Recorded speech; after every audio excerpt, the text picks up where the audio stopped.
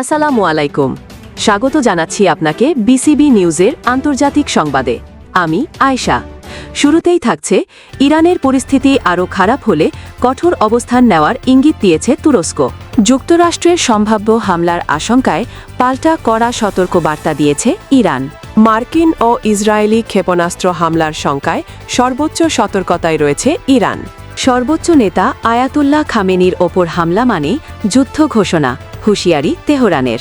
বাংলাদেশ সীমান্তে কাঁটাতারের বেড়া বসাতে পশ্চিমবঙ্গ সরকারকে নির্দেশ দিয়েছেন হাইকোর্ট। এতক্ষণ শুনছিলেন সংবাদ শিরোনাম, এবার বিস্তারিত। তবে আপনাদের কাছে ছোট্ট একটি অনুরোধ, এই ভিডিওটিতে একটি লাইক এবং কমেন্ট করে জানিয়ে দিন কোন জেলা থেকে বা কোথা থেকে আপনারা আমাদের এই ভিডিওটি দেখছেন এবং শুনছেন। ইরানের চলমান পরিস্থিতি আরও খারাপ হলে সীমান্তে একটি বাফার জোন স্থাপনের পরিকল্পনা করছে তুরস্ক। আঙ্কারার আশঙ্কা, সবচেয়ে খারাপ পরিস্থিতিতে যদি তেহরান সরকারের পতন ঘটে তাহলে ইরান থেকে শরণার্থীদের ঢল নামতে পারে। মিডল ইস্ট আইয়ের খবরে বলা হয়েছে, বৃহস্পতিবার তুরস্কের পররাষ্ট্র মন্ত্রণালয়ের শীর্ষ কর্মকর্তারা পার্লামেন্টের রুদ্ধদ্বার বৈঠক করেন। সেখানে আইন প্রণেতাদের জানানো হয়, সম্ভাব্য বিভিন্ন পরিস্থিতি মোকাবিলায় প্রস্তুতি নিচ্ছে আঙ্কারা।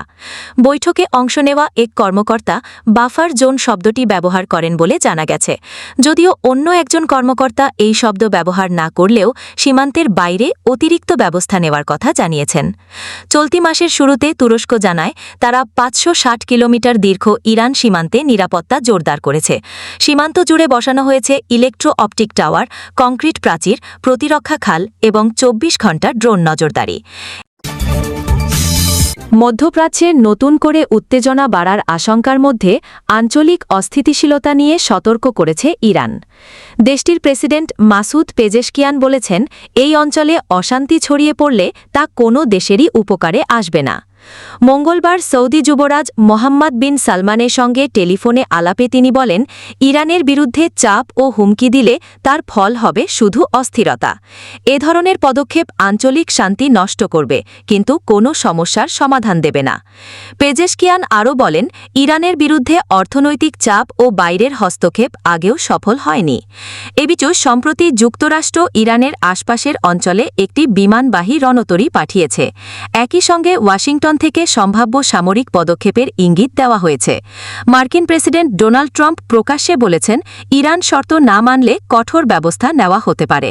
এই প্রেক্ষাপটে ইরান সতর্ক করে বলেছে, দেশটির ওপর কোনো হামলা হলে তার প্রভাব শুধু ইরানের ভেতরেই সীমাবদ্ধ থাকবে না। ইরানের পররাষ্ট্র মন্ত্রণালয় জানায়, আঞ্চলিক নিরাপত্তা একে অপরের সঙ্গে গভীরভাবে যুক্ত। এদিকে ইরানের বিপ্লবী গার্ড বাহিনী হুঁশিয়ারি দিয়ে বলেছে, প্রতিবেশী দেশগুলোর আকাশ, ভূমি বা জলসীমা যদি ইরানের বিরুদ্ধে ব্যবহৃত হয় তবে তা শত্রুতামূলক কাজ হিসেবে বিবেচিত হবে।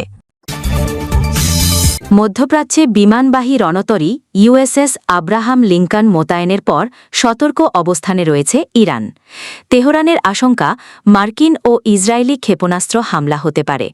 দ্য গার্ডিয়ান জানিয়েছে, মার্কিন নৌবাহরটি ইরানকে আঘাত করার জন্য কৌশলগতভাবে পর্যাপ্ত দূরত্বে অবস্থান করছে। বিশ্লেষকদের মতে, সম্ভাব্য হামলার লক্ষ্য হবে ইরানের রাজনৈতিক নেতৃত্ব। এর মাধ্যমে দেশটিতে নতুন করে বিক্ষোভ ও অভ্যন্তরীণ চাপ সৃষ্টি করার চেষ্টা হতে পারে। ইরানের সুপ্রিম ন্যাশনাল সিকিউরিটি কাউন্সিলের সচিব আলী লারিজানি বলেন, যুক্তরাষ্ট্রের এই উদ্যোগ সামাজিক সংহতি ভাঙার কৌশল।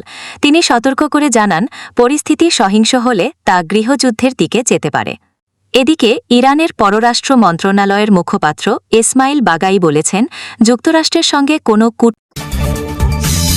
ইরানের সর্বোচ্চ নেতা আয়াতুল্লাহ আলী খামেনির ওপর যে কোনো হামলাকে সরাসরি যুদ্ধ ঘোষণা হিসেবে গণ্য করা হবে, এমন হুঁশিয়ারি দিয়েছে তেহরান। ইরানি সরকারের পক্ষ থেকে বলা হয়েছে, খামেনিকে লক্ষ্য করে কোনো পদক্ষেপ নেওয়া হলে তার জবাব হবে কঠোর এবং তা শুধু ইরানের ভেতরেই সীমাবদ্ধ থাকবে না। তেহরান আরও জানিয়েছে, দেশের নেতৃত্ব ও সার্বভৌমত্ব রক্ষায় ইরান সর্বোচ্চ পর্যায়ের প্রতিক্রিয়া জানাতে প্রস্তুত। এমন হুঁশিয়ারিতে মধ্যপ্রাচ্যে নতুন করে উত্তেজনা আরও বাড়তে পারে বলে আশঙ্কা করছেন বিশ্লেষকরা। ভারত বাংলাদেশ সীমান্তের অরক্ষিত অংশে কাঁটাতারের বেড়া দেওয়ার কাজ দ্রুত শেষ করতে পশ্চিমবঙ্গ সরকারকে কঠোর নির্দেশ দিয়েছে কলকাতা হাইকোর্ট।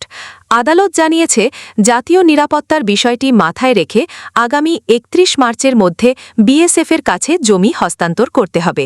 যে জমিগুলোর জন্য কেন্দ্রীয় সরকার আগেই অর্থ দিয়েছে সেগুলো অবিলম্বে বুঝিয়ে দেওয়ার নির্দেশ দেওয়া হয়েছে।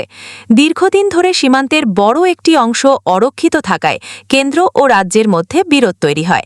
কেন্দ্রের অভিযোগ ছিল, টাকা দেওয়ার পরও রাজ্য সরকার জমি হস্তান্তরে দেরি করছে। এ বিষয়ে মঙ্গলবার প্রধান বিচারপতি সুজয় পাল ও বিচারপতি পার্থসারথী সেনের বেঞ্চ রাজ্য সরকারের ভূমিকা নিয়ে প্রশ্ন তোলে। আদালত জানায়, শুধু সামাজিক প্রভাব মূল্যায়নের অজুহাত দেখিয়ে জাতীয় নিরাপত্তার মতো গুরুত্বপূর্ণ কাজ আটকে রাখা যাবে না। বিচারপতিরা বলেন, আন্তর্জাতিক সীমান্তের মতো স্পর্শকাতর বিষয়ে রাজ্যের এই ধীর গতিকে উদ্বেগজনক। আদালত আরও জানায়, প্রায় ১৮০ কিলোমিটার সীমান্ত এলাকার জন্য কেন্দ্র ইতোমধ্যেই অর্থ দিয়েছে। যেসব এলাকায় এখনও মন্ত্রিসভার অনুমোদন মেলেনি সেখানে জরুরি